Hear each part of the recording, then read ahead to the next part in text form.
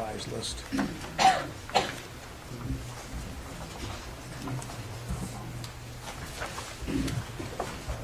You ready? All right, let's call this meeting to order. So we're missing Kelly, but everybody else is here, so that's good. Now it's time for the open forum. So does anyone have anything they'd like to address to the council? Most of you guys are on the, you're the only one who's not on the agenda. Yeah, well, is there public comment after you have a discussion about a certain topic?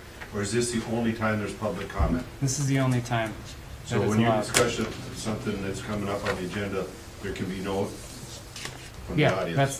that's the idea, yeah. To allow contiguous conversation and such. So, Okay, well, I guess I'd like to be heard now then. wait, come on up. I didn't get an agenda, but I heard through the grapevine that the North House is coming to make out an agreement with the city council. Is that what's gonna happen tonight?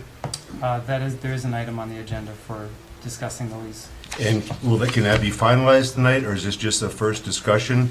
Or is this a secondary or whatever, so they can make? It's unclear. It's unclear how the discussion will go. Okay, well, I would just like to add that I think, without knowing all the facts, and I've heard it's around $360 a month they rent it, I think you need to start considering the local taxpayers in this city when you make this agreement with the North House. They're a great organization, they're a great bunch of people, and they're great for the community. I understand that. But that's an organization that spent $2.5 million in the last few years buying property, taking half of it off the tax rolls, and now they're renting space that's city property.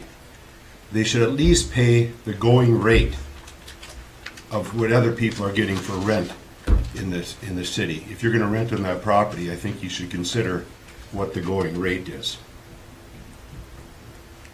Okay. And if they have the resources to spend the kind of money that they've been spending, they also have the resources to pay a fair amount to help the taxpayers, Grand Marais. That's my Okay. input. Thanks, Pete. Anyone else? All right, hearing none, we'll close the open forum and move on to the consent agenda. So the consent agenda has 4 items on it, not the additional, or not the traditional 3, but it actually has 5, because we've got this consent agenda application from Visit Cook County for the Moose Mosey, which is a very short walk around on Wisconsin Street that is going to take place in October 20th. So they've done this in the past. So there's 5 items on the consent agenda. If anyone would like to pull anything for consideration, we can certainly do that. The Everson driveway license is another item that was in the packet, describes an arrangement for the extension of a right of, or into a right of way for driveway construction. So, does anyone want to pull anything for discussion, or if not, I would entertain a motion to approve the consent agenda.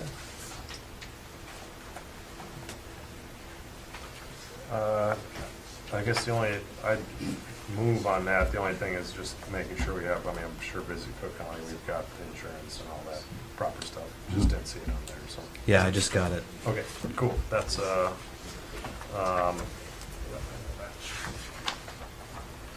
I'd make a motion to approve the consent agenda. Okay, so motion for the consent agenda. Motion and a second. Any further discussion? Hearing none, all in favor? Aye. Opposed? Carries. Great. All right, so now we're moving right along. So the next thing is the North House lease discussion. So you guys come on up, tell us who you are, and then we can jump into the conversation. You know, if I may, some resources as well. Good evening. Hey, I'm Greg Wright, Director of North House, and attended by 2 other folks. on our board and work on a committee. You guys want to introduce yourselves? Sure, Mike Prom, I'm on the board of directors. Yeah, Mark Glassnapp, I'm in the Facilities Committee. So, appreciate, so North House is back. We've been having a discussion focused on how can and should the partnership between the City of Grand Marais and North House evolve. Certainly, we have a very good partnership now. We're content continuing on the path we are on, and that said, we're also at a really important juncture. And so I want to just share some thoughts, and then we'll see, as Jay said, where the conversation moves if it's supposed to move forward. First, if I may, I want to say thank you to the city, to community members, to community businesses who've invested in North House. 14 years ago, we sat down to talk about the future and about 2004, where's North House and where do we hope it's going to go. And as the packet of resources kind of highlighted, we defined some parameters, some visions. If you're going to evolve, we'd like you to grow. If we're going to move forward together, we'd like you to be financially strong and stable, so we can be confident about you. If you're gonna be here and invest, we want you to take care of our facility. And we've done, as I think the data in the that I've shared in the packet kind of underscores, North House has met all those criteria and more. I mean, I don't know what else to say. The school's thriving. Our growth is not only happening in the summer, but it's happening in every month of the year. This is, of course, great for North House. It's great for the community. And while those numbers show a lot of things, those numbers also don't show many things. Not in those numbers is the youth sail camp that happened and the youth deckhand program. Not in those numbers is the spring residency with Cody Myers, where 5 young men and women came down and spent a week blacksmithing for free because it matters. And I can keep reading a list, as I think you understand. So the reason we're here is because 14 years ago we sat down and we thought with some purpose about where we're trying to go. And I'd argue right now we need to have the same conversation. North House has indeed purchased another piece of property. We're not doing this out of any kind of sense of malicious intent. And I'm not saying anybody's suggesting that. We're growing, we're thriving, and there's a huge return to our community, fiscally, educationally, and otherwise. And the question is, where are we supposed to go? And there are key organizational partners that North House works with who are very curious about how we're going to shape our partnership looking forward. And what we decide will send a really clear message to them about how they should get involved. We need investors if we're going to continue to thrive. Certain kinds of investment from our local community, other kinds of investment from afar. And that's part of what we're trying to do, is fuel and inspire those interested investors to step forward. And so that's where our proposal comes from. We could say, well, you've met your criteria, boom, 36 years, okay, we're done. And that's one option. Another strategy is to say, well, let's think about how to reshape. Should we say this 25-year gig was a great thing? Let's roll it forward and do 2 more 25-year shots, but build some different incentives around it that keep North House moving forward. So there's 1,000 ways we could cut the cake. We came with some simple proposals, which were discussed last fall, I think, at the council. 55 years, why? Because it got us to 75 years, if numbers matter. And then 2 very different, 3 visions for performance that are different than the current ones, 2 of which are quite different. One might be connected to how we invest in our community in the sense of evolving and advancing our campus. It's the tool that pretty much is a key tool that drives the momentum of the school. And then second is fiscal strength. The stronger we are fiscally, the more confidence this community can have in our future, and the more we can move forward with a sense of purpose that yields lots of different returns. And of course, we need to continue to take care of the campus. So, I think that's all I'd say. I'd welcome additions. But certainly here to hear your thoughts. Here to hear your thoughts.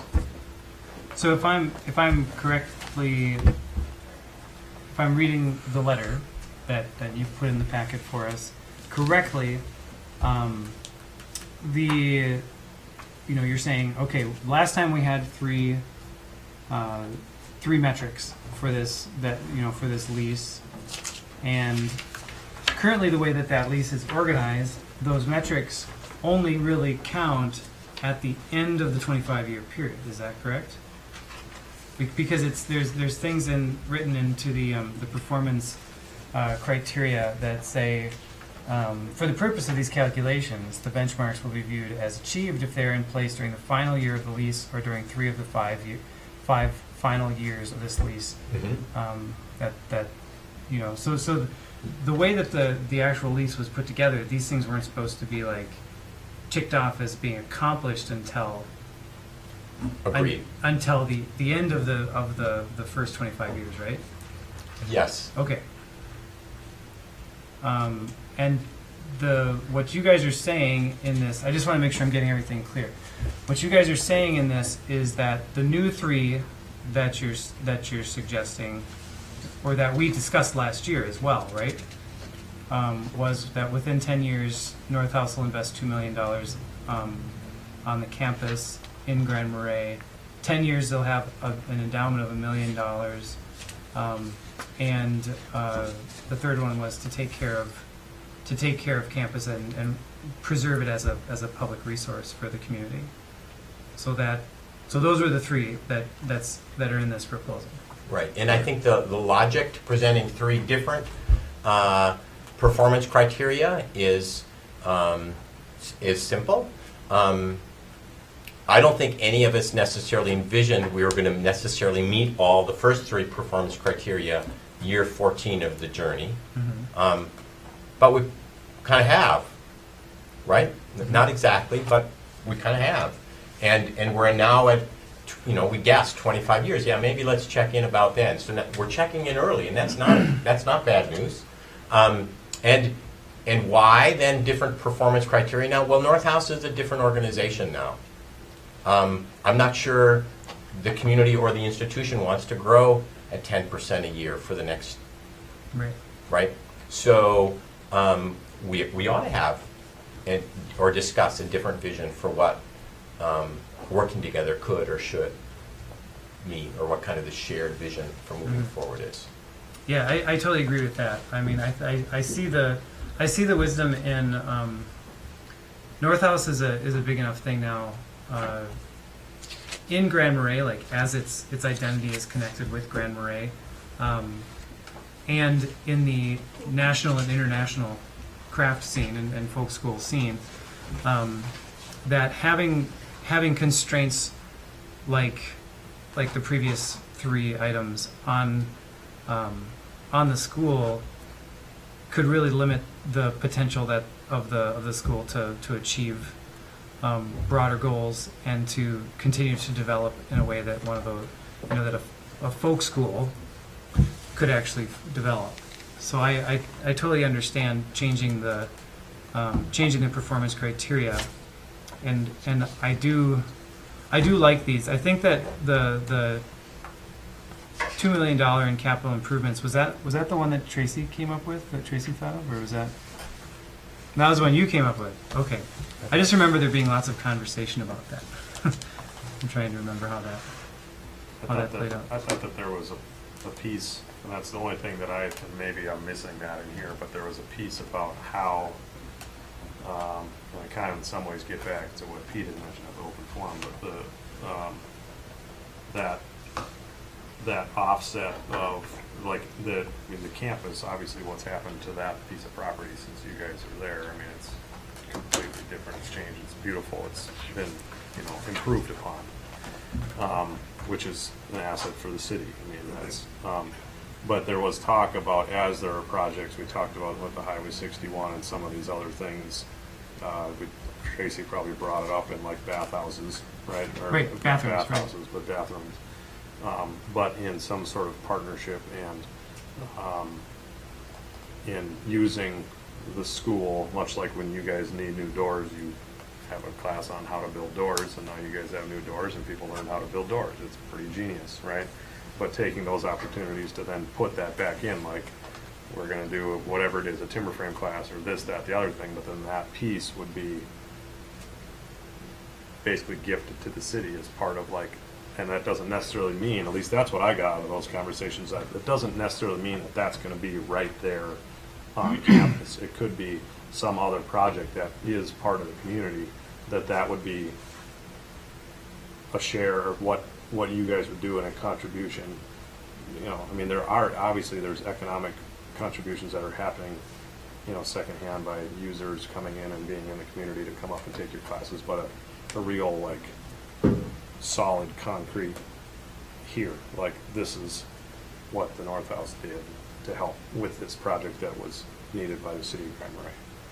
Right? I mean, I remember don't that, think yeah. I made that up. I mean, it was like, We're getting 2 new structures on Sweetheart's Bluff. yeah. I mean, that's a We're good paying example material, of where but that's. the interns are doing.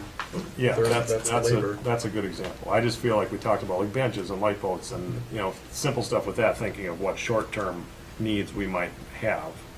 But, where does that fit into this? Because I see it like campus space, but I don't necessarily see it like as Sure. the city as a whole. Well, I mean, here's what I'd say. First, I'd be happy to speak a little bit about all the things we do.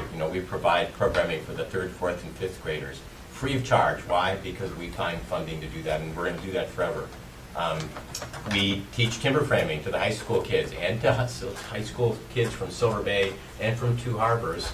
But the kids from Cook County come and participate for free every year. Why? Because we found funding. And the bridge in the rec park is evidence of this, a real asset that now many people wander across because it's beautiful. And I'm not saying that you're not doing it. I just like, that's the part that I feel like in the conversation and I mean, you guys are doing it, but when you're not there, right? Yeah. When we're talking 55 years, It's a long time. You're not going to, if you are there, you're not going to remember I'm this not gonna be there. conversation. I'm joking. So- Totally, and I appreciate that. And that said, it's interesting to reflect on the simple fact, there is no performance criteria right now that requires the school to do any of these things. Right, and that's And- why I think we want that, right? But we are a 501c3, a community nonprofit, like churches in the community. That our mission is to enrich lives and build community through the teaching of traditional craft. So at some point, it is who we are, and how do you quantify who you are? And I'm not saying we shouldn't, Anton. That's not what I'm saying. But there's a dilemma, because what we do today for our community, what are we supposed to be doing for our community 2 decades from today? How do we somehow quantify it so we have confidence it will exist? I don't know. And yet I get why some of this grounding matters. This is a conversation we did have last fall when we talked about this, and I feel pretty strongly about somehow articulating that commitment to the youth and to local residents in some fashion, so that it's spelled out, so that you're not just doing it, but you're committed to doing it, and it's not just you, it's the board, and it's everybody that understands how North House functions, that they're providing a service to the community. I think there's a great, the issue of the lease fee, to me, has a lot to do with the amount of commitment that North House is placing on working with the local youth and working with local residents. That is obviously a benefit that wouldn't otherwise be provided by another type of business that might be in that site. And that's why the city arrangement with North House, and to me, is a good win-win situation. We get something back. The land that we had when that was originally leased to the North House was a pretty marginal piece of property. You know, yes, we could have sold it, or we could have done something different with it, but this is the path we took, and I think it's proven to be a great success. I mean, obviously, look at the resources you've committed to the site, you know, the number of employees, the number of visitors, classes you offer, you know, the economic value to the community is significant. You know, so I like to go back to this whole concept of the value of North House to the community is that you can offer these things that provide for the, you know, for the youth in the community, for local residents, and I think we need to come up with a way to quantify that so that in the long run, we all understand what the objectives are. So Tim, would you be comfortable with something like, of that $2 million, a certain amount of that would be earmarked for community-related things? Is that a way to do that? Yeah, I'd like to be a little more specific than just saying earmark a portion of the resources, recognizing that, you know, I think the youth of the community are the ones that can really benefit, you know, working with the high school, working with the, you know, you know, for teaching actual skills, you know, and actually committing yourself to doing that for the term of this agreement. I mean, you're doing it already.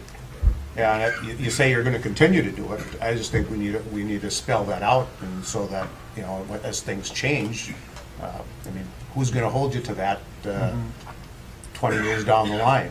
You know, Yeah, and I don't that, think I'll be here. You know, at least I won't be on the council. I don't think I might still be here, but. and that goes along with what Anton was saying about like having the, you know, if a 55-year lease is a long time, and making sure that we can write the metrics in such a way that they're going to be flexible. They're going to allow the continuing growth of the organization, but they're also going to continue to strengthen the partnership between North House and the city, so that one is not a burden to the other in any way.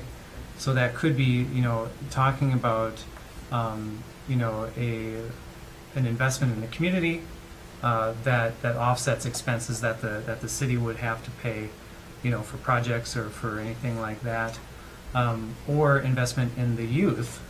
I like both of those a lot, because I honestly think that those two things are going to be way more lucrative investments for the city than getting, you know, a couple $1,000s more in property taxes or not property taxes at all, but like lease monies Lease payment, yeah. off of the folk school, because the money that we get at the city level gets diffused throughout our services, but those programs are then directly impacting who they're aimed for, and as long as we can write those metrics in such a way that they make sense and they're flexible, and that they're able to be effective at doing what they're meant to do, which could be offsetting expenses that the city would have to pay otherwise, they could be far more effective. So does that make any sense? Did I say that in a way that was clear?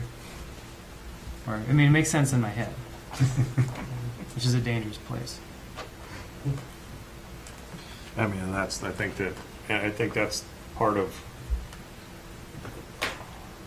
it's the challenge. I mean, even if you go back and read, I mean, if you read like our, before we did a new comp plan, like the old comp plan, like you could tell very clearly in reading that what kind of what was happening then, right? And the challenge in looking out so far, right? We understand benefit for you, for donors, and for building the portfolio to make sure that there's a legacy to stay there, right? But it's a challenge to identify. We don't know, right? We don't know what's going to happen in 55 years. So, yeah, I just think if there's some way to quantify that share, that like the stuff we talked about last fall. I mean, I feel a little bit frustrated that, like, I mean, it was good, that conversation last fall, but then I don't know,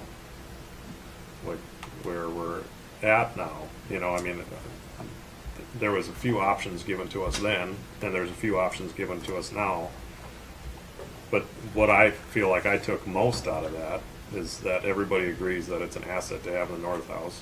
You agree that the relationship with the city is huge for you and an asset to the success of the operation, which are identified there. But I feel like that other piece is maybe missing, the piece which we've all talked about now, and like how we quantify the, not just improving the grounds and not improving the property, but how we get the community impact into the agreement, right? How do we get that in there so that it is there when it's none of us are sitting here and none of you are sitting there, so that if we're looking, we understand why you want to go 55 years out, but then, like, how do we get to how do we create the verbiage on that? I mean, how do we? I don't know. Well, on what level? I mean, it's not just that you provide those services, at what level do you provide those services, and how does that grow over time or change over time? You know, it's probably not going to be the same thing every year for the next, if we Right. do, you know, Yep. 25 years or 50 years or whatever. I mean, you're going to decide that you're going to do things differently and provide different services. How do we characterize that in a way that we all understand what the intent is? I mean, I think we have a general idea of what that is, but we do, but we're not going to be here. And so we have to be able to explain that well enough, or write that down well enough, so that whoever is overseeing this can understand what our intent was when we move this forward. Would it make sense to put of the capital dollar, I mean, I'm looking at a way to quantify this, Right. so, Yeah. like, if you put X percentage of the capital improvement designated dollars will go to either student education or community-related things, and you leave it as that, but at least then you have it quantified as a, Do you know what that amount is now? I mean, is there a way to put a dollar number on that? I mean, how many third and fourth graders, and how many high schoolers, and like what are the, you know, there's a lot of other numbers, right? Student days and things, and that are not included here, but do we have what those numbers are? We certainly have the number of, we have numbers for a number of, for instance, local youth served, number of free public programs offered during the course of the year, which may service visitors to our community, or, in the example of Winter's Gathering, a free movie series, that obviously service citizens of this community. We certainly have statistics on lots of different things we could quantify it, and I think the challenge is understanding that obviously these things may change, and what it is this community wants us to do for it, and or how we change, and therefore what we're providing to the community. That's where the challenge is. But I think that everybody agrees that those offerings to local students, whether it's elementary or high school or just local free programming, which again could be, that's more open to anybody that happens to be up here. And my guess is that the majority of those people are not people that live here that take those. Like in the summertime, right? I mean, maybe not, but But if we, yeah, and then even with the bridge at the rec park and these other things that you've done, I mean, so there is something there, much like we have numbers of student day growth and these different things. So if we had that information to be able to say, okay, well, now we know that this is what that impact's been, like, and then we can say, is that something that you feel comfortable with, because it's quantifiable then, right? We have, there has been, whatever, 120 third and fourth graders, right, that have been affected and able to take these classes, right? That's a number, and of course, you know, then we have something to jump off with to say versus, And you could back into that number by using, you know, a student just coming in from off the street. And the same numbers you could apply to that and come up with, Right. you could back into a A number. dollar value to it. Right. yeah. Well, I don't even know if it needs to get that fancy. You know, if I'm understanding you guys correctly, both of you are talking about programs that North House would develop that would aim at specific ends. Like one of which would be creating a program that would use North House resources to go beyond the campus to impact the greater city, like needs in the city, and both for projects that the city takes on and creating programs that continue to expand the resources that are available to the youth and to all residents of Cook County. But they've been doing that. So that's all I'm saying, is like, if we had, like, what is the number of hours that, or is there a number associated with the work involved to build the new stands out at Sweetheart's Bluff, right? The bridge at the rec park, the, Thursday Take night your- winter movies. right, I mean, you like. know, for the um, community, yeah. Right, I mean, that might be harder to quantify, right, versus like a hard and fast, but You know, I still think you could put yeah, some that, quantification against that's it. all I see, like, without that, it's hard for us to say, keep doing what you're doing, right? I mean, as it is, because maybe once we see that and we see, well, this is how many third and fourth graders over the past number of years you've been able to reach, right, in these classes, and looking at that sense, right? Because what you're saying, Jay, is it's two-pronged, I think, right? It's the more hardscape community features side of what they can do, and the other side is the educational side for locals and children, Yeah, right? and I think that like the quantification of that doesn't have to be super complicated. You know, like Well, we need What's- the numbers to be able to do well, it. I know, but hear me out. Like North House incurs expenses to do those programs. Right. North House tracks those expenses. So that's what I'm saying. If we Yeah. have that information, then we So can say, I don't think we need to back into any numbers. I think we just have the numbers from the expenses that North House incurs. Well, doing it's, those but it's not programs. just, but it's not on our just charts. what We don't have currently it. is happening, is what are our expectations 25 years down the line? Or what kind of, are we satisfied with this level, or do we want to create an additional level or something beyond this? And I mean, I see, you know, there's three things here, and I think we've touched on them all. One is that broader community commitment, which is, you know, winter gathering and solstice and programs where you open it up to the community in a broad basis, and a lot of people show up. Some are community members, some are, you know, visitors, and that's a great thing. I think it's a resource that brings people to campus. It draws people to town. It's something that I think is a valuable thing that North House does for the community. The other is the youth commitment, which I think is more the hands-on, working with youth in the community to teach them skills and bring them information that North House has about programs and that. And then the third part about it is the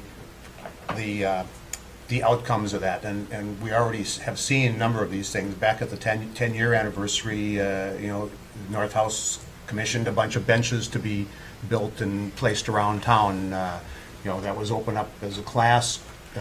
Class members made those benches, and I think there were 10 or 12 of them that were placed around town, you know, with the North House, you know, paying for the materials and using the resources of the class to produce those, and they're still out there. I mean, you see them. So The bridge at the park, is another tangible asset that's been added to the community and has been given, as a resource from North House to the community. We're going to see that happening with Sweethearts Bluff. I'd like to see some of that continue so that we have a certain amount of physical investment, not just the training investment, but physical investment in the community, and whether it's, more benches or, we've talked about possibly things could happen with the Highway 61 project that, North House could get involved with and provide some resources that could be used in that corridor.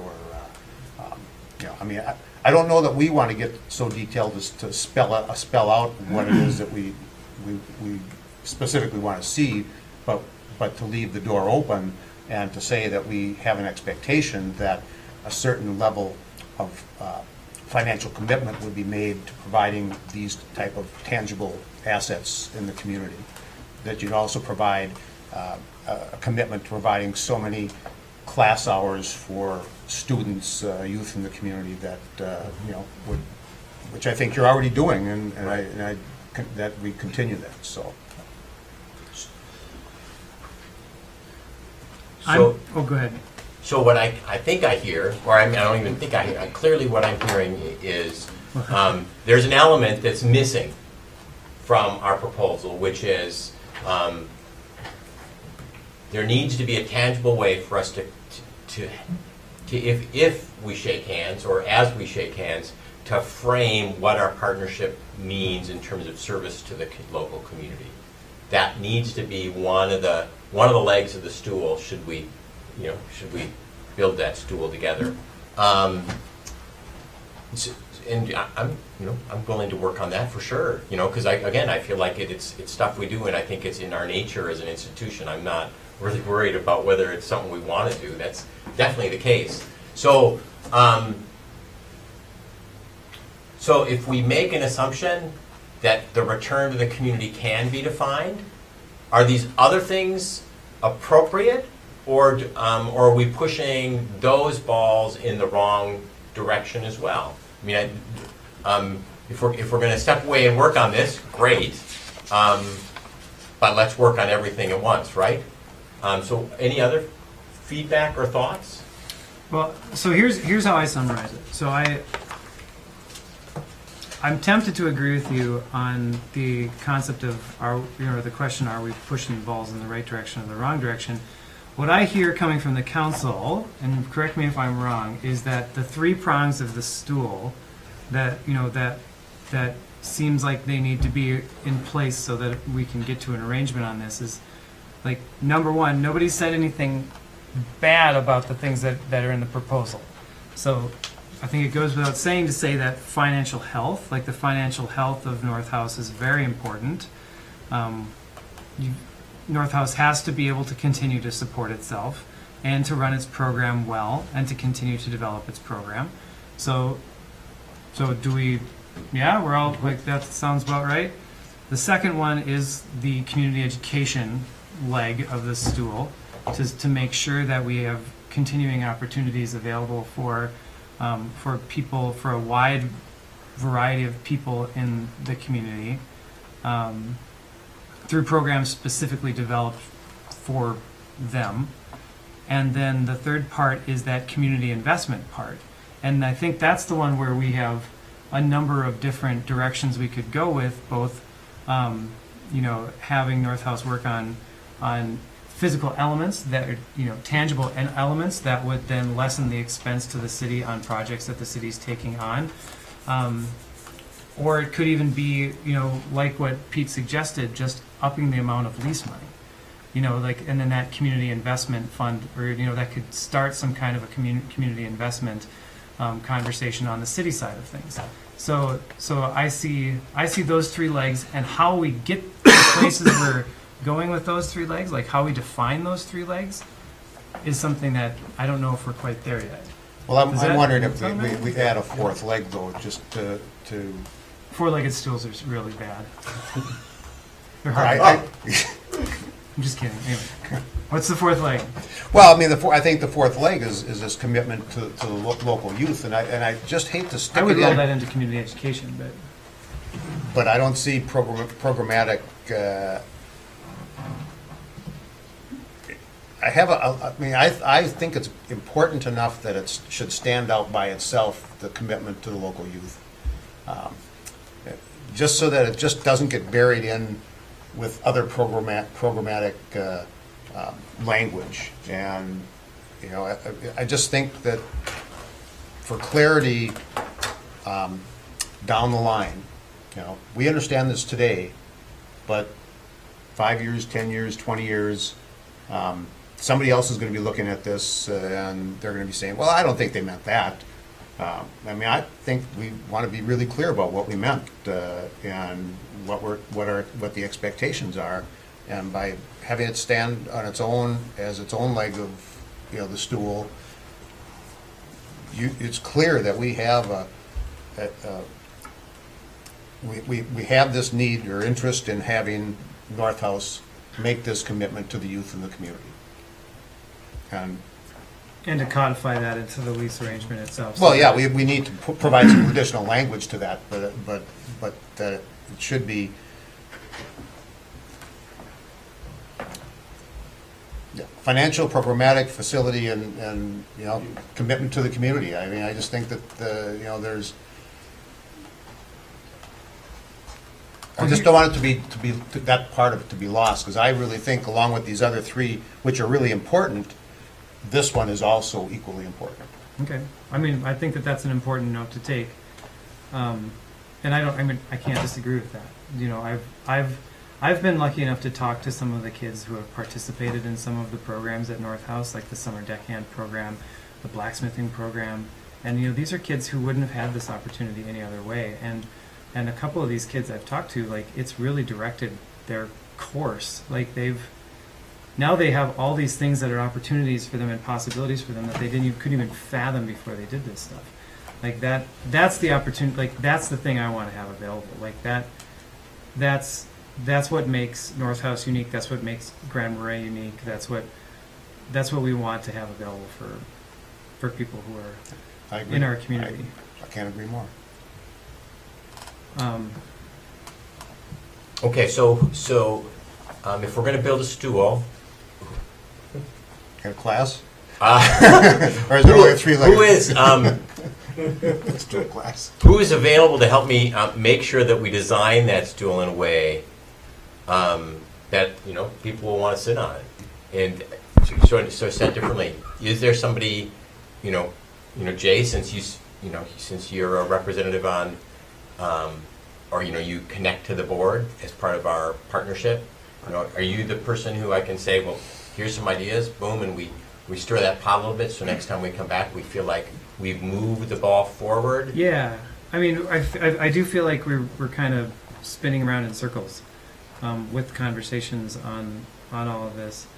But I just think there's that piece missing. Like, I think, like, if you can get that stuff together, you know that that's a focus that you want to have. I mean, I think we can come back. Me personally, and it's nothing against Jay, but I think it's not that you wouldn't come back anyways, but I think it's that should be the dialogue with everybody here. I mean, because I think everybody here has had that, you know, and I'm not trying to, but again, you guys asked for it, right? I mean, for the lease extension, or like doing, not a lease extension, but the renewal or early revisement, and I think it is important for all of us to be able to have the say. I mean, right? I agree with Anton. That's kind of all I need, is to see this same thing quantified. Not that we'd use that, because I wouldn't want any real specifics moving forward, just because so much can change. And even if you say you have to have a certain percentage of third graders going through this class, But there's only 25 kids in the third grade class. So you just can't plan for those. We just do know that you have just a mission to give back to the community.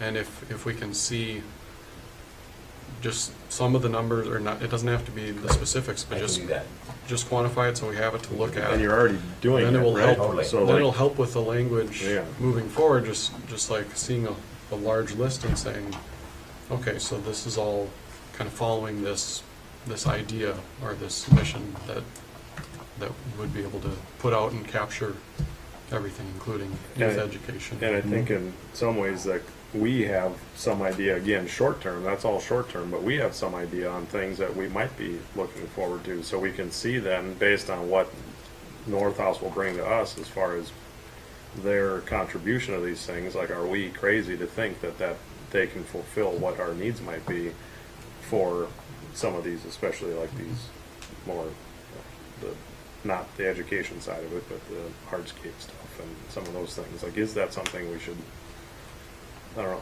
know, I just think having that in front of us with all the other information, which was great to see, but that's what I'd like to see. Yeah, so, what do you think? Do you want all of us, or do you want Jay to just? Well, I don't want to be like, I don't want us to like delegate one person to be like, hey, figure this out. Like, I don't think that works terribly well. And just in the conversation that we've had tonight, I think we've had a pretty productive conversation in hashing out, like, now we understand that we're probably looking at a stool that probably has 3 or 4 legs on it. Because I don't even know if we were there in previous conversations. We knew that there was going to be something, but we didn't know what it looked like. Yep. So if that's the case, then now if we know roughly what the areas of focus that we want the lease to accomplish, then let's give him some homework. Let's tell him these are the pieces we want. Bring up that information to us, and then we can figure out what the language is going to be for those 4 legs of that stool or 3 legs of that stool, and then we can get something done. This might be a work session. This might be a.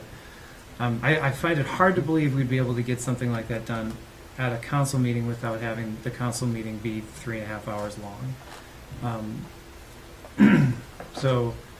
But it seems like we're going somewhere now. Like, we're actually, I feel like we have some motion on this. I could be wrong, but I feel like I can see a way that we could resolve this so that we can have something that is mutually beneficial for the city and for North House, and have a long-term agreement that's flexible enough to actually continue benefiting both parties.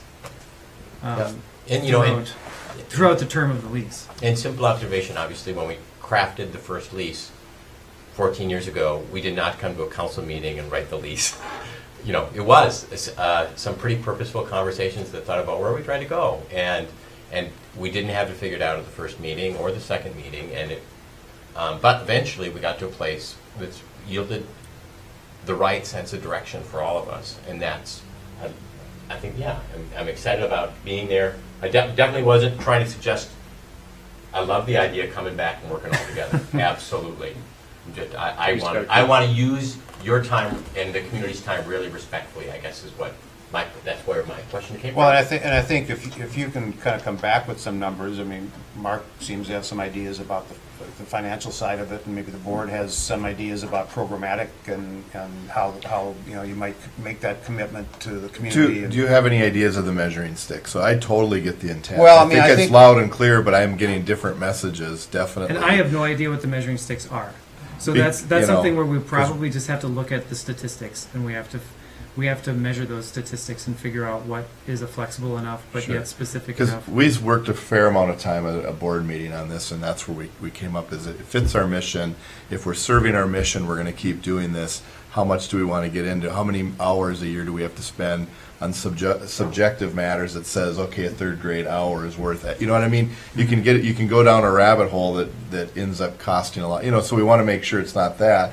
But we want to I agree with you, we want to make sure that the intent is there 10 or 15 or 20 years from now. So totally get it, totally want to do it, but I'm struggling to figure out what the measuring stick even looks like. My take on that would be simply to show that there's been growth, right? I mean, everything else across the board shows nothing but, right? And so the offerings and that would be, and I don't know if you have to go into like student hours, right? We have a baseline, and as long as we're maintaining or growing that baseline, that to may me, be it. that's what I'd see is like if that, because Proportional growth. if there's Right. growth that along with the opportunities you're providing, that and if all of a sudden things have dropped down, like why did that drop down? Was it because there wasn't any third and fourth graders, or there was less, or was it because there was actually different things happening that year and there wasn't as many offerings, right? And so I don't know, that's what I guess I'd look at, is just, everything else, right? Everything across everybody agree- every I mean, if chart that's that what you people guys think is have helpful. is like going like this. Yeah. That's all I'd like to see, is that at least it's, you know, I mean, don't make it up. That the growth, Right. of, the But growth of North I don't House think you have to. as an organization and the growth of these community involvement vectors that we're talking about are tied. That they're That, For sure. that's what I'd imagine, and I'd For just sure. like to see how that relates. So if, whatever we could quantify based on how it is today, if that just keeps a similar trend with the rest of the growth of the school, that would be enough quantification for I me. mean, Or at least you're saying, I want to see the baseline to We see have if to it's take a look at it. appropriate. I mean, I think that's fair. right. Well, and when you come back and make your annual report to the council, that's an opportunity for the council to question, or, Sure. say, well, why is this different, or did you really, intend to do more, or did you accomplish all you had set out to do, or maybe the council has different expectations at that time and, says, we gotta raise the bar a little bit here, we don't think you're performing adequately, but that's gonna be, future councils and somewhere, down the line. And I think this is probably stuff that you guys are already tracking. Like tracking these numbers of. To get the funding to do them, we have Yeah, to track exactly. them. So it's Yeah. being tracked, it's nothing new So there. like, that's so then easy. you show us these things, and these are fantastic vector, or like things for us to understand how you're growing, as far as student enrollment and things like that, and we can draw a delineation line on this, and like, wow, that's great, that's basic statistics. I think it would be really helpful to see the participation of the community, or like how North House has, as they've grown, have gone beyond the borders of the school in a similar I thing. don't think But- you want. which I don't know if that, I think that's information that you already have, But so I- it wouldn't I- take too much time. What I'd be a little hesitant of locking into, growth line projections, I think you'd almost have to do it, because North House may at some point in time get to the point where it's optimal size, Mhm. and then it's gotta be back to almost a percentage Right. of whatever that baseline is. It is, that's right, because obviously you can't grow like you've been growing Right. for the next 55 years, because Right. But it's That's just just not something that practical. in 20 years, somebody can look back and say, yeah, these guys are tracking to what they agreed to in that agreement. That's what you're looking for. that's not me personally. Great. Okay. Well, I have another question, which hasn't come up yet. So, the information that we've been given in our packet shows that the three things that were in the original lease have been accomplished, or mostly accomplished, or completely accomplished. The conversation hasn't, like, we haven't had the conversation about whether or not we're talking about, like, whether or not we're going to have those vectors even, like, whether we're going to wait till the end of the next 11 years before we're going to make a decision about extending. So I just want to take the temperature of the council here. Like, what I gather is that we all feel pretty confident that North House is going to stick around, and that the waiting to the end of the remaining 11 years before we talk about a longer lease is something that that we're kind of foregoing. Like, we're chatting about something different than that original agreement. Am I correct in that, or am I off base? That's why we're doing all this, right? So that we can do a longer lease now. Okay. Yeah, Well, I just and wanted to I- make sure. But I think the question is, and you're right, we haven't Because talked the about lease it, is- the lease is written There's in a a couple specific way. options in terms of what that length of that lease might be, and we haven't made any specific commitment to any of those, those terms yet, and, maybe we have to have that discussion once we get the whole package together. I mean, we could have it tonight, but I don't know that, we need to have it tonight. Right. But we haven't had that conversation, so. Well, do you feel like you have enough information to regroup and so that we can continue this conversation, or do you need more from us, like more definition from us? Mike, are you? No, I've got some ideas, I don't need. No, that was helpful, because I was struggling, no, I'm there. I think I was struggling too. Yeah, we're talking about a lot of things that are really beautiful concepts, but are really hard to nail down. I just don't want to make it so messy that it hinges progress, and I think it can, I'm not hearing that now, so. That's not my intent. Yeah, mine. You know, I think it's to just make sure that there's an awareness of that need to make Yep. the community No, I'm good. commitment. Yep, that's appropriate, I think. Yeah, totally. Okay. Thanks. You good? Yeah. That's kind of where I was at. Okay. Great. Yes, thank you. Yeah, Thank thanks you. for having Thanks a thanks lot. for that conversation. Yeah, and thanks for the information. Really exciting stuff. I'm excited to see where this all leads. So, All right. Thanks for all Have the a good work, all night. the work All you right, do. thank you. Appreciate it, yes. Here, you can take this one, I think. You got those? Well, I think there's All right. more than a few floating around. Right. okay, so continuing right along. The planning commission, we assigned some homework for the planning commission, and that homework was to take a look at the downtown waterfront district, core downtown waterfront district, to talk about first floor lodging to preserve the retail usage on the first floor. And it looks like you guys brought back some heavily edited ordinance, which basically just changes lodging so that it can't be allowed on the first floor except for with the conditional use.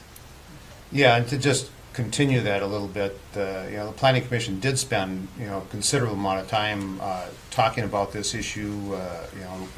Patrick went out and, conducted a survey around the community, and we had responses from 70-some individuals.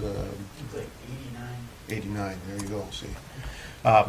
So we did a little bit different than just having a standard public hearing of, inviting people to come to the planning commission and, exercise their opinions at that time. We tried to actually go out and solicit opinions from people in a variety of ways. And, we got a lot of comments, they were kind of on both ends of the spectrum, but I think for the most part, people were concerned about protecting the integrity of the downtown district, and being concerned about the impact that lodging is currently having and potentially could be having.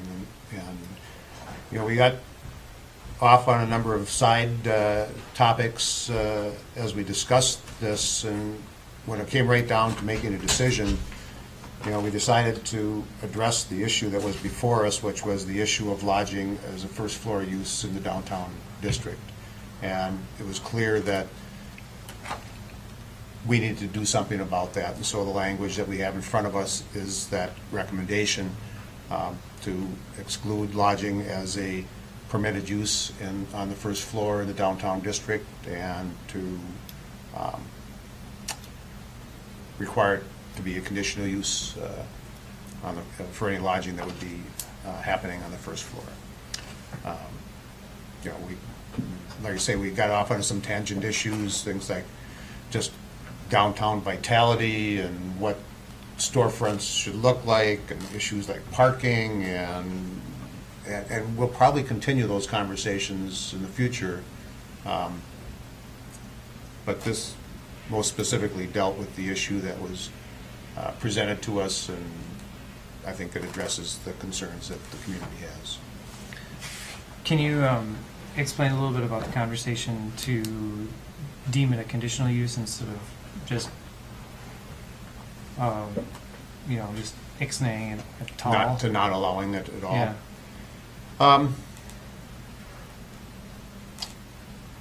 yeah, how to characterize that. I mean, I think there is still divergence of opinion in terms of whether or not that should be allowed at all on the first floor, or whether it could be, in some instances, allowed,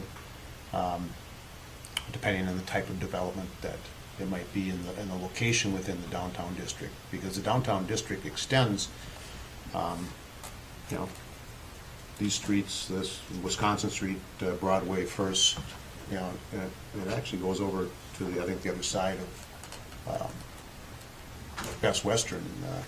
So it's a little bit more than just your immediate pedestrian, you know, retail streets. And so I think that there was some thought that there could be maybe a location or possibilities that something on the first floor might be allowed as a conditional use. Is this retroactive, or anyone that's there? It's just for grandfather? Anybody that's, I mean, there's already businesses that have lodging on the first floor, they'd be allowed to continue, and, you know, no jeopardy to that. Okay. Boy, it seems like, I mean, does it seem to anyone else like, because what you just said was that, you know, the downtown waterfront district is bigger than just downtown, like just Wisconsin Street. And thus, you know, there could be instances where a first level lodging could be, you know, could work in that situation. But it seems like as this is written out, you know, saying it as a conditional use for lodging on the first floor, if somebody bought a property and then applied for lodging as a conditional use, I mean, how would that conversation go on the planning and zoning to, you know, to prevent that, you know, that potential retail space from becoming, from being approved as a conditional use for lodging? I just, help me understand the Well, I process. don't know if I can help you understand that, because I'm not sure how that conversation would go. That's my concern about having it as a conditional use on the first floor without having some other, you know, some other thing to back it up. You know, like what do they say? What's this ordinance doesn't have the purpose of the, but in the zoning ordinance, there's, by every district has the purpose of the district, you know, like the purpose of this district is to preserve, you know, waterfront commercial space, or, you know, for retail and blah, blah, blah, blah, or something like that. And and maybe it would take a bigger change, you know, to that ordinance itself for the, you know, a conditional use can't impact the character of the district, right? Like that's part of how the ordinances are written. Or, you know, there is language, something to that effect. When you have findings on your on things that go through the Planning and Zoning Commission, usually one of those things is it doesn't impact the character of the surrounding properties or of the district, or, you know, or whatever, of the zone that it's participating in. And I can tell you that we did try to, we looked at some, what I would call performance standards in terms of pedestrian orientation, language, and we couldn't come up with anything that we really agreed, you know, fit the bill. We could all agree that we had an idea of what it is that we were trying to do, but you know, we didn't have any language that we could come up with that was going to address that. And like I say, there, you know, there's distinctly different parts of the downtown district. I mean, you can go from, you know, Wisconsin Street, which is pretty easy to recognize as the retail service kind of core, or you can go off to areas over here where, you know, it's not the same. It's not pedestrian oriented. So somebody walking by, there are not even sidewalks, you know, some of the streets. So, I mean, would it, if somebody wanted to go over to the corner over across from the co-op and put in a small hotel over there and have first floor units, would that change the pedestrian impacts in the downtown core district? right, and I mean, and I guess what I'm saying is, how is my concern is, how is the Planning and Zoning Commission going to be able to differentiate between something like that and somebody buying one of the buildings downtown and turning it into 4 vacation rentals and then losing that retail space. So that, I think that's the purpose why people brought this up in the first place, was that they were afraid of seeing retail space being converted into vacation rentals for, because that's happened in a few spaces. So if that's what the concern is, I don't feel like this really addresses it completely. Well, it certainly raises the commitment to somebody wanting to do that kind of development and their ability to get a conditional use permit. I mean, the community has an opportunity to weigh in, where right now, with the ordinance the way it stands, those properties can just be converted and first floor could be used for lodging. So if somebody was going to go for a conditional use permit to convert like one of the downtown retail spaces into a vacation rental or something like that, there would be a public hearing, right? It'd be a public hearing, And then adjacent property owners would be notified about that. Not on a conditional use permit? It is on a conditional use permit. And then the commission would weigh, make a recommendation. make to a the council. recommendation to the council based on what criteria? Like whether there was objection from the local property owners? Like I'm trying to ferret out what the process is so I can feel reassured that this is actually going to protect the space. Based on the 5 criteria that the planning commission has to find to approve a conditional use permit, which is, Do you want me to go get my book, Jay? I don't know. I don't feel like this addresses it. And I'm probably Well, I taking mean, this too far, but in many cases even with these other conditional uses that are allowed in the downtown district, there aren't performance standards. Now, in some cases, there are performance standards, with regard to a conditional use, type of use. We tried to come up with some language that might help clarify that, but we weren't in agreement, and we felt that it was important to at least do something and get that to the council. And if you think that there's need for stronger language or some different type of language, then I think you need to suggest what that might be to the planning commission and have us work on that. well, what do you two think about it? I'm just wondering are you wondering if we had almost street by street of where this number 7 conditional use would be omitted? Or, because I also kind of agree that having it as a conditional use, then it's just one extra step, really. Right. And it's not. But It's kind of a big one. I mean, you get to say yes or no. Right. That's a big one. And The public gets to weigh in. most of the I mean, time you say yes.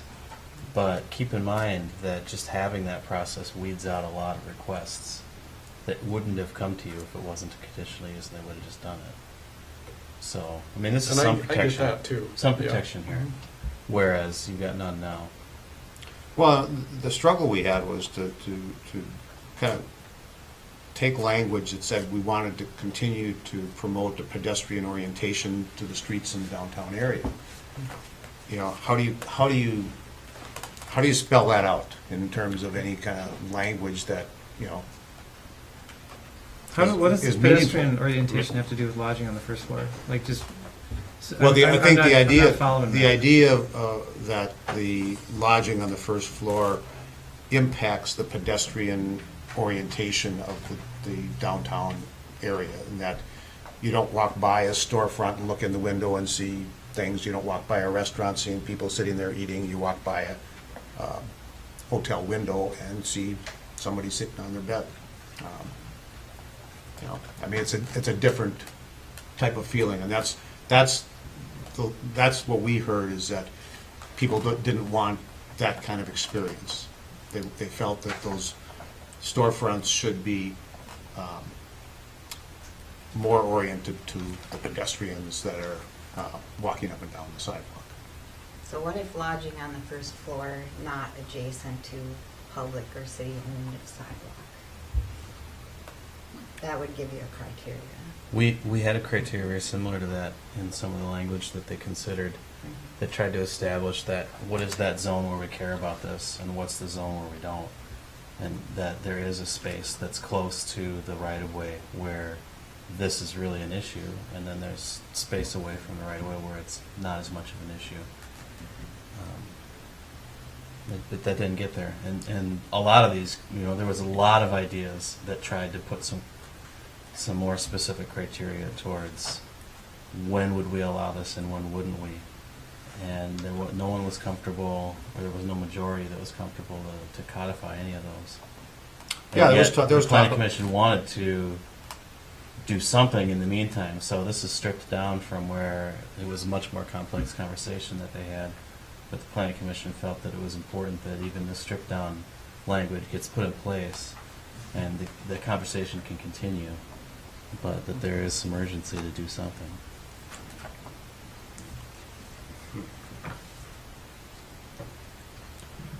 What were the results on those surveys? Do you recall? Well, I would say that the majority expressed concern about first floor lodging taking over the downtown core district. And the impacts that had. I mean, it's hard to infer that because, the responses were, we support, restricting first floor lodging. And, you don't know the details of what that may mean, so, but I'd say the majority were in support of that. And I think that's why the planning commission, the planning commission dealt with this because there was a number of people that showed up at the planning commission meeting that expressed their concerns about this, and, we heard them, we, said, okay, we'll take it under consideration, we'll, try to come up with some language. We, went out and, tried to get people in the community to weigh in on the issue, and, and get 80-some responses, you have, at least, done your job in terms of trying to solicit people's concerns, and, So here, maybe a better way of me asking this would be to ask Chris or ask, Mike about, so if this goes in place and lodging on the first floor is a conditional use for the downtown waterfront, core downtown waterfront district, and somebody comes and applies for a conditional use and they meet all the criteria, they have all the off-street parking, they've got, like all the stuff that's required for the conditional use, and then we vote and say, nope. The stuff that's required is not a sort of a box checking exercise like that you're describing it. It's more like you were talking about earlier, where it's in harmony with the comprehensive plan and the purpose of the zoning, and that's a far more subjective type of analysis. So you have every right to say no, and as long as you explain yourself. And I think based on the conversations the planning commission's had about what is it about these first floor lodging, what characteristics of them are causing the problems that people are coming forward with, I don't think you'd have any difficulty explaining yourselves if you felt like, no, this is exactly what we meant, what we didn't want to see. And it has to do with that. Is it oriented towards a pedestrian experience in a way that adds vitality to the community, the way that a restaurant or the bank or a gift shop might, in the way that a bedroom window doesn't? And is it causing other problems for the community, like creating a demand for parking that they're not serving, or suddenly you have this window to talk about whatever issues you want to that you don't have right now. So, to make sure, because there is no map on this, right, to make sure that I understand, so I guess the thing that I understand the idea behind it, but again, if I think solely of like Wisconsin Street and even potentially First West and Broadway here, but if I think about where I believe that this district is, if we're talking about East Bay Suites, we're talking about the Best Western, we're talking about the Shoreline, we're talking about the Harbor Inn, right? I mean, Wait, you're not talking about the Best Western, Those are not existing. Best Western. not Best Western, I but know those they're other existing. ones. I know It's they're Highway existing, but 61. we're talking about the zone district, and if there's like all of the largest, right? I mean, the core area of our hotels are in this district, and they all have first floor lodging, then to me, it seems like, I butt into that. It's like, well, that's what's happening. I mean, I understand this, right, Wisconsin Street, but when we're talking about the whole district, I guess I have a problem with it because of, that is what a vast majority of the square footage in that district is used for on the first level. Not close to majority. So, I mean, it's a small percentage of the district that a handful of businesses are covering. There's a good chunk of the beds, Not you though. said. So, that the planning commission talked about what are those existing businesses that have first floor lodging, and something like East Bay Suites, where the space that's used closer to the right of way isn't lodging space on the first floor. It's not creating any issues. Something like the Shoreline, where it's set back from the right of way and has parking and is not creating the same issues. Something like the Harbor Inn, now suddenly it's more of a gray area and there are some problems, but with the way that they designed the room interaction with the public space, there's at least some buffer, at least with the older rooms. What used to be the restaurant, that's not necessarily the case, and there is some frustration about how that interacts with the community. And so then you look at the newer, smaller scale ones, and there's just some real clear conflicts with how they interact with the community. So there was some discussion about that, and I think that if somebody was going to come and suggest an East Bay Suites style hotel where that space that's adjacent to the right-of-way is used for some other purpose and in a way that's more engaging to the community than a bedroom window, maybe you'd say yes to that still. Whereas if somebody comes and takes a storefront window and turns it into a bedroom window, you're probably going to say no. But there's no risk. I mean, like, I want to make sure that we're not putting ourselves, like, lining ourselves up for someone to, like, to sue us for not being fair, or for the rule not being. Well, I think the issue there is being consistent in decision-making. If you make a finding one way and make the opposite type of finding in the next case, then I think you've got problems. But that's what I'm saying. But Like, I- we've identified in this conversation that the core waterfront district has significantly different areas that could be used for significantly different things. So if somebody applies for something on Wisconsin Street and we turn it down, and somebody applies for something over here in an open lot, and we approve it, does that then give this person? I think if your findings are clear enough that you identify the difference between the setting where you've made that approval or the setting where you've made that denial, the reasons why you've done that is because of the findings you're making. I mean, I think there's an ability for the Planning Commission and Council to come up with solid findings for whatever action they choose to take. As Mike said earlier, it is subjective, and I can tell you, not all the Planning Commission members are going to be in agreement on this, and I doubt all the council members would be in agreement. And I can definitely concede that I see the benefit of having there be subjectivity in that decision-making process because of the variety in the downtown waterfront. Well, and that's why I think we struggled with district. coming up with standards that, could make it possible and those that wouldn't make it possible, because how do you create those standards and incorporate those into the ordinance?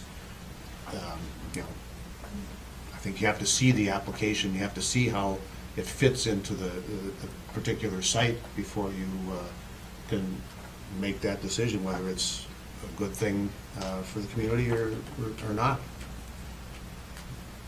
And I think that, I guess, what Mike said about the, thinking of like the East Bay Suites, I mean, that, the design there is, it's the common space, anybody can walk into there and anybody can look into there and they're, you know what I mean, like it is, I think, I mean, that does, I guess, change in some ways my thinking, and I think probably would impact, so if something did come in front of us, like, how is that space, right? What is the interaction? Even if it isn't retail space down there, somebody wanted to do it, but, right, is it a bedroom window or is it a lobby, right? Or is it?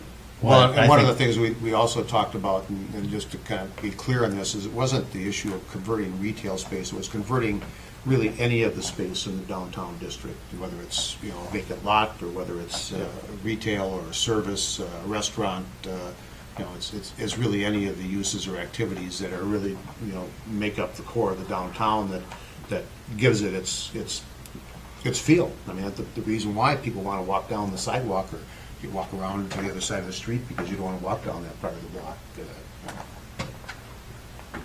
You walk down where there's something there that, attracts you. Well, so here's where we're at. We've got a modified ordinance in front of us. This ordinance needs 2 readings, and it needs to be passed, obviously by a majority both times. So, we could bring this to a vote and see how it goes. We could, we could kind of take a straw poll and figure, say, do you guys feel like this addresses it, addresses the issue? I do feel, I can see now through what you've explained why this is the way that you guys did it, though, both because you couldn't find agreement on something more, more specific to write in there, and B, that's, this addresses the immediate concern. That's right. And- And the immediate concern is the conversion of properties in the pedestrian district to lodging uses that we didn't think were appropriate. It's the least, probably the least step that we could have taken. But Oh, it's- yeah, I would it's- agree with that. But it does now engage somebody that wants to do this into a process, whereas before they could just come in and Right. take out their permit and they're on their way. No review, satisfy the ordinance requirements, and, the permit's issued. I'd make a motion for approval of ordinance number 2018. Okay, there's a motion. Is there a second? I'll second that. Motion and a second. Any further discussion? Perhaps have beaten that horse fairly well. I just want to say, I think this is a good first step with the understanding the conversation will continue to get just a little more dialed in what exactly we're looking for. Well, and I think we'll see if there's even, more interest in this. I mean, this may slow down this, it's not like we've had a huge influx of conversions of properties, so it's, The ordinance isn't the only way that you can communicate your intentions. It's kind of a difficult way to do it sometimes because it's so permanent.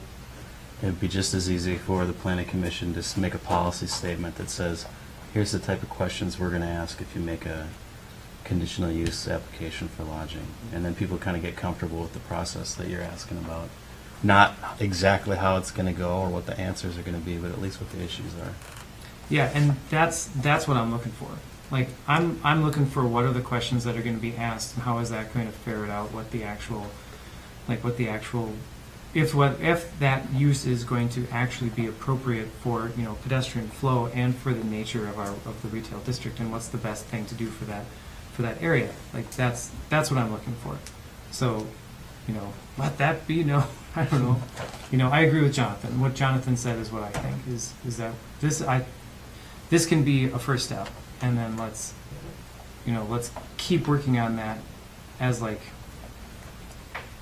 having more guidance in the process, so that when people apply, then they know kind of what's going on, or what the purpose of this is trying to say. Any other discussion? Hearing none, all in favor? Aye. Opposed? Carries. All right. I mean, that now that's done, it is interesting reading this and seeing that residential above the first floor Is a conditional use is a as well. conditional use as well. Which I never would have. Interesting.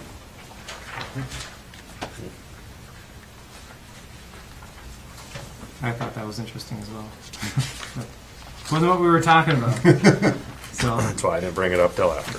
right. Well, let's talk about it. We went down that path about 10 years ago, so. Yeah, that's kind of what I figured. And it hasn't really been much of an issue since then. No. No, I still get the occasional call about an East Bay Suites unit. That's about it. Yeah. I'm really surprised there's not more push for that residential use downtown. But there always has been residential use downtown, so. All right. Next thing, liquor license renewals. We have 8.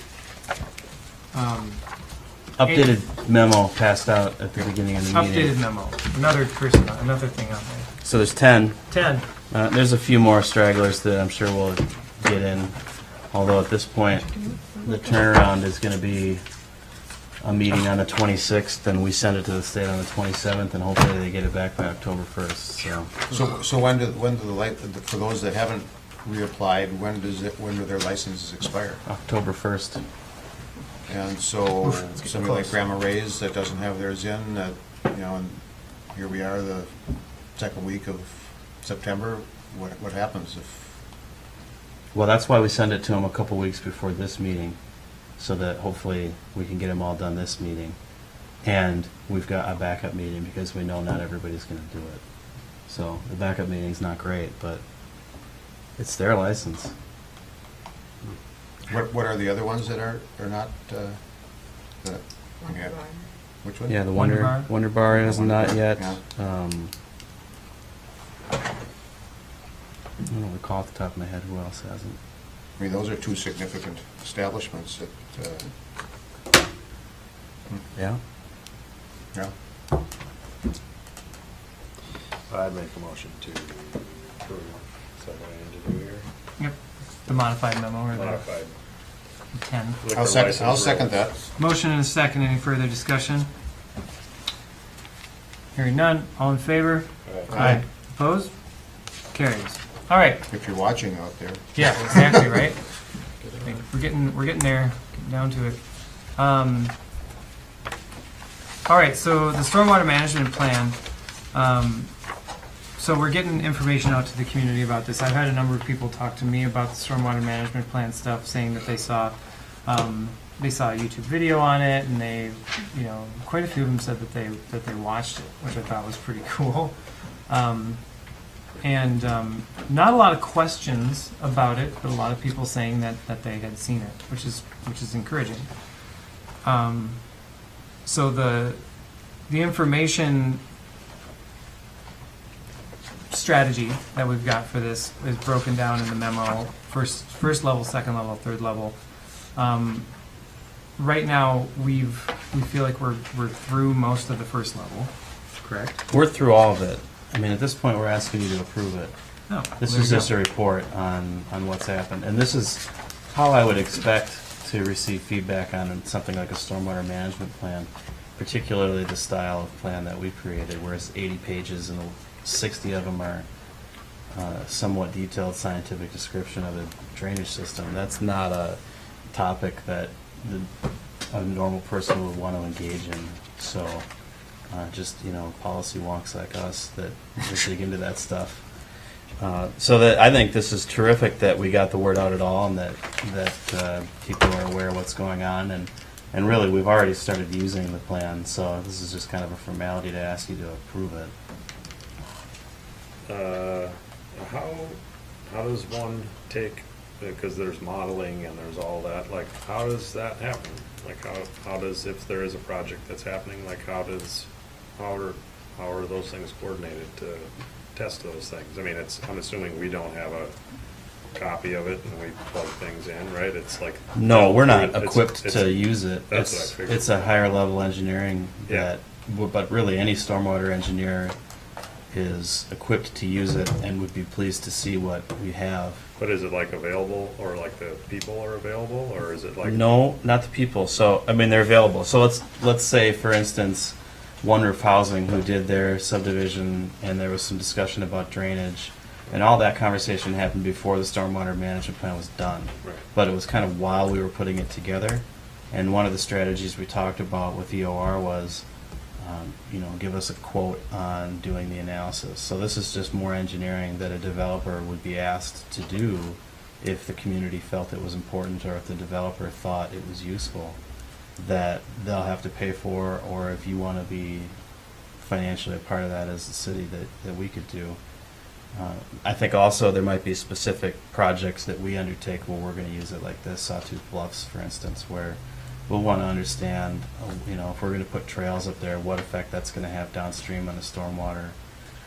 But otherwise, all we're going to use it for, it's not future modeling, it's using the model that was developed to deal with current events in the short term. So applying for funds and using them to get some projects that help deal with downtown flooding. So this plan is this the 10-year combined scenario plan on the stormwater treatment? So what you're approving is not the actual strategy you're going to, Just the plan? like the plan says, here's some things you can do and here's what they might cost and here's the effect they might have. Okay, so we're not deciding what it's doing. Anytime we're actually going to do a project, we'll take that to another decision process where we talk about the project, we look for funding, we make a decision to actually do it. So this is just a plan that talks about what a strategy might look like. It helps us look for those projects and plan them, but every time we're going to spend money on something, we'll come back and take a look at that. Okay. I would make a motion that we approve the stormwater management plan as prepared. I would second that. Motion and a second. Any further discussion? I think it's good that we're already using it. I think that hopefully this will give a little bit more drive to actually addressing it. Anything else? Hearing none. All in favor? Aye. Opposed? Carried. All right, so you have in front of you, you have a handout for the preliminary levy proposal that we worked on in our work session where we talked with all the department heads and looked at all the numbers from those department budgets and such. And what we're looking at for the property tax levy for 2019 preliminary, so this still gives us opportunities to cut this back, is a property tax levy of, let me see if I'm going to say this right, because this is That's the levy. this is the total. Yep. Yeah, would be 989,626.32, which over last year is just under 6%. So we're looking at things that go into this this budget, as we discussed in our work session, are an estimated 17.5% increase in health insurance for city employees, cost of living increase for city employees as well, and that's actually about it. I mean, as far as looking at the things that increased. So this preliminary levy is a number that is something that can be brought down but cannot be exceeded. So, do you have anything else you want to say about that? Does anybody else feel passionately about this or have anything they want to discuss with it? I'd make a motion to approve resolution 2018-18, our preliminary tax levy. I'll second that. Motion and a second. Any further discussion? Yeah, I mean, just to let, the public know that, we set this preliminary levy at 5.99% increase with the understanding that our expectation is that we're still going to decrease this levy to some lower level. But we wanted to give ourselves the flexibility to continue some of the more detailed discussions that we had at our last budget workshop, and which we couldn't resolve at that time, but by the time we were required to set the final levy in December, we'll have those continued discussions, and hopefully we'll hopefully see a levy that's, considerably less than this.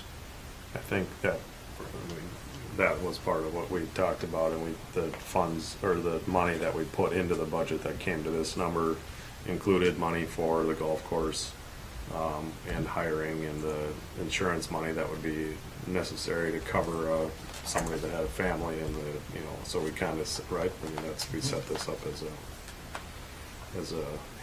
as expensive as a proposition that could be with the new management up at the golf course. And so depending on how that works out, and like Tim said, I think that there'll be at least a couple points anyways, right, that we already kind of found areas, but wanted to make sure stuff was solid before we decided. So It's worth pointing out too that you did a 3-year estimate or plan last year that this is right on track with.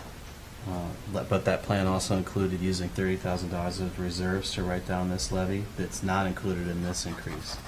And if we were to do that, it would get less than 3%. Less than 3%. So, and the reason that we would do that is that the debt levy is higher in 2019 than it was in 2018. And, clearly because we have a new payment to make, but that's actually higher than it's going to be in the future too. So this is just kind of a little blip in debt, and it's going to go down again in 2020.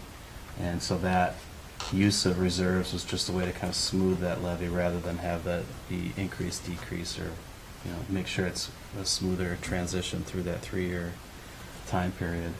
So even with some strategies identified that we don't know whether we're going to be able to implement, you're right on the plan that you made last year to have that kind of 2.5% to 3% increase.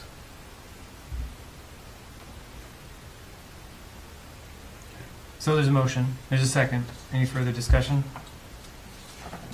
Hearing none. All in favor of a resolution? Is it resolution? Yeah. Resolution 2018-18. All in favor? Aye. Opposed? Carries. All right. So we're moving right along. The next thing in our packet is a letter from the county administrator explaining that as of January 1st, 2017, the county's arrangement for the support of the YMCA has changed, and thus the original terms are not quite, how do I want to say this?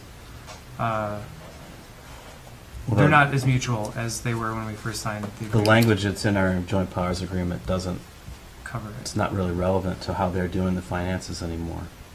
So it would be difficult for us to continue to use this language. And it would be difficult to have that joint powers agreement be effective. So, so this is just bringing it up, saying, hey, the county wants to have a conversation about this. I do believe that it is in our best interest, considering the joint power agreement that we have with them concerning the YMCA, to be a part of this conversation. That's pretty much all we have to do. If you agree with that, then we can move forward and be a part of the conversation. Yeah, I would agree with that. I just think that we need to, kind of push a little bit on the whole issue of the programming membership and the revenues and expenses for that side that, seem to have changed too, and, how that's being managed. I don't think we have a clear understanding anymore, and I think the original expectations were that if you exceeded if county exceeded a certain level of membership, that the programming would be, it would support that. Mhm. I'm not seeing And that. well, yeah, I don't understand how that's working. It's, the membership is obviously way beyond what was anticipated. What's changed? And I was kind of bummed out that Kelly was sick the day that they had their budget conversation too, because I was really, like, she's smart. I really was looking forward to her coming back and reporting to us about, the budgeting process at the YMCA and seeing how that goes. Or how that went. I think we're due for an update though, too. I would love it. It would be really good. And to have this type of conversation, we're really going to need to see financials Yep.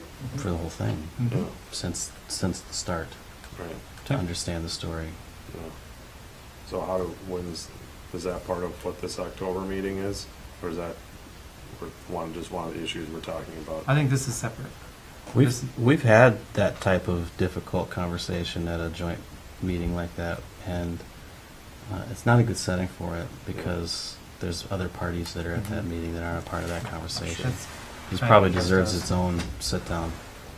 And we've also done it, and the way I would recommend is if they want to have just a preliminary conversation with a few folks, that's fine, but at some point the whole council and the whole county board have to sit down in a room together and have this conversation. Would agree. And the YMCA? And the management board, I see. Yeah, I mean, this is an issue between the city and the county. We don't have a relationship with the YMCA. The county does, and so if we're going to ask the county about things, if we would prefer something that the Y is doing, that we don't have any ability to affect that other than through this conversation with the county and how our lease is going or how our joint powers agreement is going to look. So as long as the county had that information, that's really Yeah. that's really what we need for having a Mhm. conversation. So- Cool. So we're all in, right? So then we just have to line something up and try and find time, that's the deal? I believe that would be the next step. I mean, that seems like a nice thing to maybe hash out here before the end of the year, before we Oh, yeah. Well, some important things to note. We have in our preliminary levy $140,000 for the Y, Right. which is more than we would have to give them. So 110 is what we gave them last year. They can increase that by 5%. So we've prepared for this conversation, but we don't really have a final outcome yet. And you'll have to set a final levy in December. Right. If you haven't finished this conversation, there's no point in putting anything in that final levy other than 110 plus 5%. Right. Yeah, that's all I meant by Yeah. like trying to Yeah. figure that out, so it's. So, but time is of the essence for them. Really more incumbent upon them to Yeah. get this set up. Yep. And this is there, and this is the county taking the onus on getting that conversation started.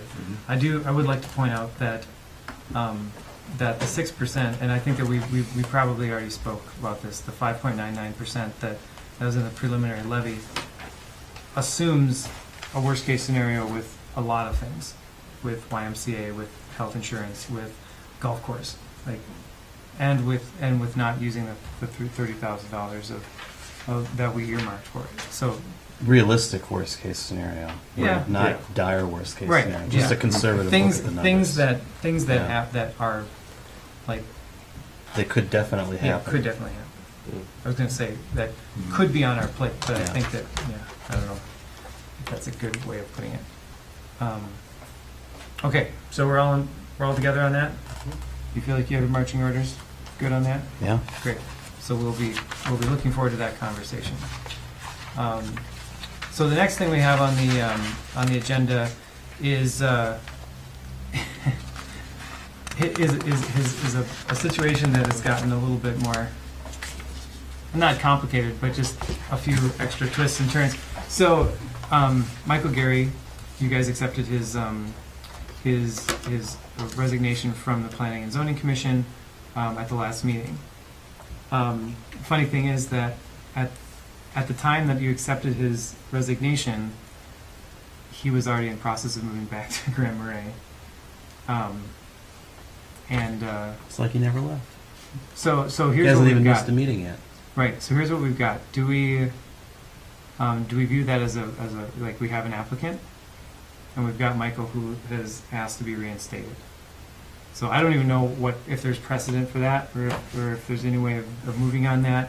Well, he resigned, and he's not on the planning commission right Right. now, so it's up to you to decide how you want to handle it. You got with Josh and Michael, There was no other applicants? no other applicants. So. I mean, that's We have 2 applicants, right? yeah. Two We basically applicants. have 2 applicants for the. Well, I'll weigh in, I mean, Michael has been a great asset on the planning commission. I was disappointed when he, said he had to resign, and was leaving the community and not going to be available to serve. Josh, I think, would be a great asset too, I mean, it's always good to have young people involved and, be part of the community.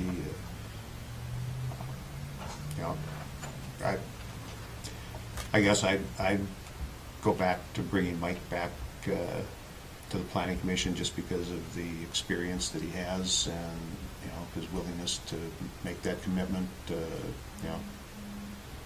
mean, I'd encourage Josh to stay interested,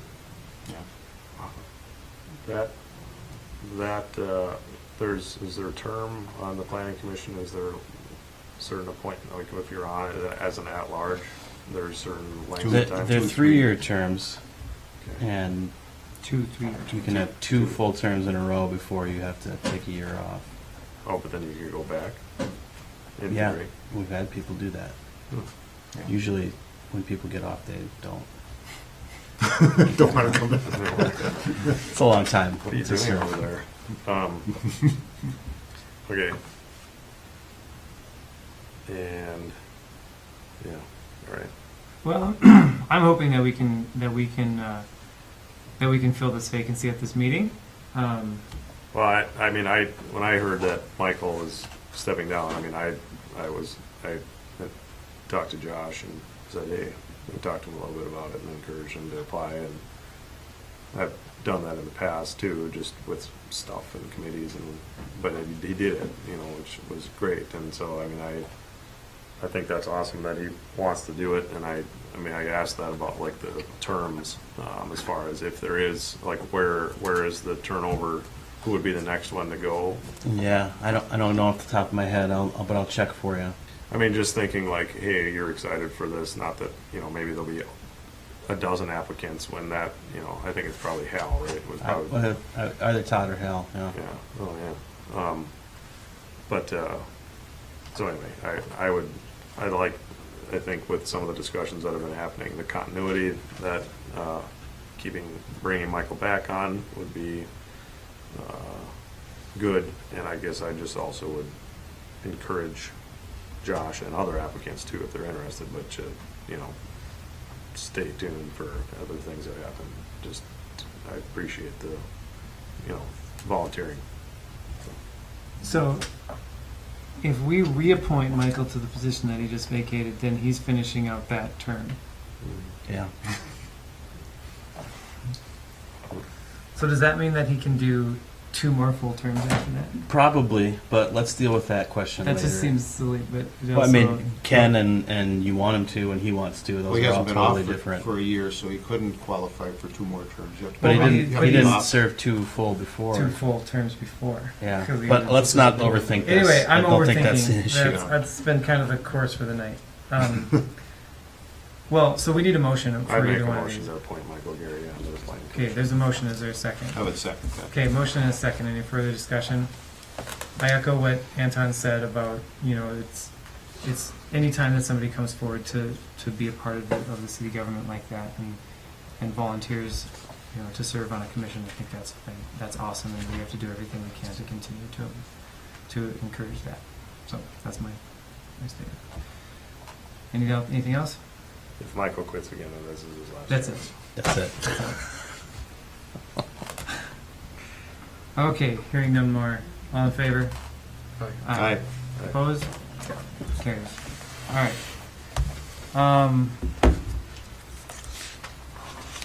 We have in our packet on the second to last page, we have a list of ongoing projects that we're working on. So the City Hall Liquor Store, this is just for information. City Hall Liquor Store, information that we've been working on, Highway 61, and we're making progress on all of these as far as gathering information, and with Highway 61 working specifically with MnDOT to prepare maintenance agreement and continuing the architectural designs or engineering designs for the roadway. Yeah, if you want more things on that memo, just email me. Just the only question I had on this, with the RFP process for this site here, how are you going to actually contact developers? Well, I know a couple. Okay. I've been asking people, basically, Okay. who to talk to. So I've got 2 or 3 leads. All right. I don't know if any of them are developers that would be interested in this project, but that's really less important than just getting some advice on that perspective to make sure that an RFP that we send out is something people are actually going to be interested in looking at. Yeah, that's my concern, is that just making sure that we have some kind of representative, Yeah. field out there to spread that message with. Well, now this is just a check-in to make sure what we're putting together is useful. When we actually send it out, then we'll distribute it broadly to as many, potential development places as we can. So when would you expect that that's going to get sent out? I don't know if I'll be able to put a draft in front of you in 2 weeks, so I'd say probably a month. There'll be something that you'll approve and we'll send it out. Mid-October. Yeah. Okay.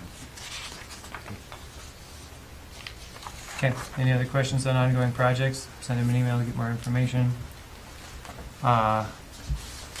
You don't have anything else to add, so we're going to go on to council reports. So, Councilor Moody, what you got? Our EDA meeting is postponed from yesterday to next Tuesday, so I haven't had any other meetings. So I don't have any other updates. Kennedy. There was a county vacation rental committee meeting last week. Mike and I went to that. It was kind of interesting. The county seems to be moving towards direction of creating a license for all vacation rental properties, and they're going to put that proposal together and kind of get it back to the committee, and might have something next month or 2 months maybe. I never know how fast they're going to move on it, but there seem to be an inclination to want to be able to gather that information about what properties are actually being used for vacation rental. Anything else? That's about it. Councilor Stuckelberg. I had a park board meeting last week. There's some new signs up on the Sweethearts Bluff Trail, and doing some erosion control on kind of the north side of that trail on the switchbacks, and tying together with the whole, the new 2 structures that are going up there. And it's going to just be kind of a revitalization effort of that area. So we're making, I think I appreciate the comment 3 months ago from a concerned citizen about some of the damage, and that place was not getting the attention it needed, and it's starting to shape up. And then we had a long conversation about the amount of RVs parking overnight on streets just around town. Yeah, I noticed that it that. seemed this summer has been more than typical, and this was beyond the original conversation we had of just personal owners of them, but it seems on any block there's 2 or 3 that are overnight, because I see them at night and the next morning. And, so that conversation is still happening, and I think it would probably be worth some of our time again one of these weeks to Yeah, because it's going to trick us when fall comes. It's we're going to think, forget about it, and then we won't remember until next May.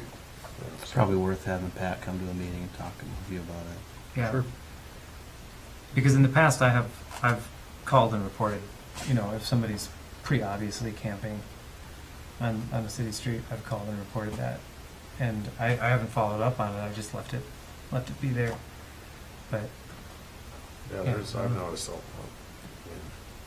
like blatantly, like right on Wisconsin Street and like right on Highway 61 and stuff like YMCA that. parking lot. YMCA parking lot, yeah. I don't think this is new, though. I mean, No, I don't think so either, This but it's has just, been going on for a long time. The consensus was that it just seemed that there was an increase. Yeah. Right. You start talking about red cars, they're everywhere. Yep, it's true. there's a lot more. There's one right outside. I never seen it. And- So that's it. Okay. There was a vigil on September 11th in the morning. I really wanted to be there, but I was up in the Boundary Waters, so I took a moment there. I think that's important for us to remember that.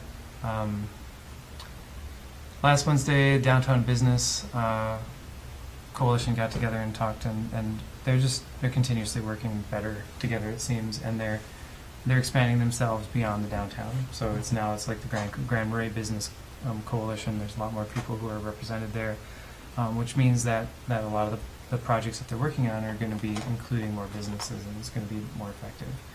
So I'm really pleased with how that's with all that, how that's all working together. And there were a number of other meetings, like a library board meeting that I didn't get to report on because I was gone at the last meeting. But I think you might have gotten the minutes for that, or might be getting the minutes for that pretty quickly. They were talking, the board was talking about the possibility of creating a committee to appoint the officers and recruit new board members for the library board, just to streamline the process for the library board, and that's something that's going to be an ongoing conversation throughout the rest of the fall. But just so that you're aware of what the library board is working on. Also, the climate action plan that we approve, are working on. There's been some progress on that, and right now there is a draft of some ideas for that has been circulating around people who have been part of that conversation. So like Nordic Nature Group folks, Sea Club folks. I got it as well because I've been sitting in on a lot of those conversations. Shane Steele, who is the guy that we've hired to work on this stuff, has been putting together a lot of really great information. So I'm hoping that once this iteration process is done, that then he'll be ready to bring that back to the council for some more consideration. There's some good quantification in there, some good planning ideas. I think there's going to be plenty of good questions to ask, though, when we take a look at it. So there has been work done on that, which is very good. And that's about all that I have. You guys have anything? I'm just wondering who wants to talk to the EDA at 8:30 at night, but I thought it was a liquor store. no, I don't think so. It's But coming from there. in any case, From there. yes, today we hosted the monthly board and member representative meeting for Southern Minnesota Municipal Power. We're one of 18 member cities. They come here every 2 years rather than every 18 months because it's a long trip for most of them. But it's nice, just a reminder that we're fortunate to be part of that organization.